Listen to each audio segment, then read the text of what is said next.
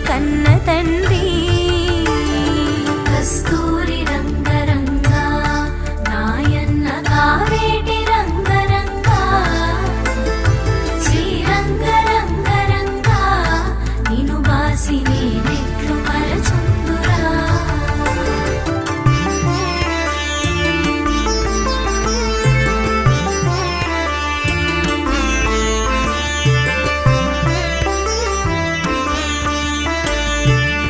చక్కదనము జూచి Devaki so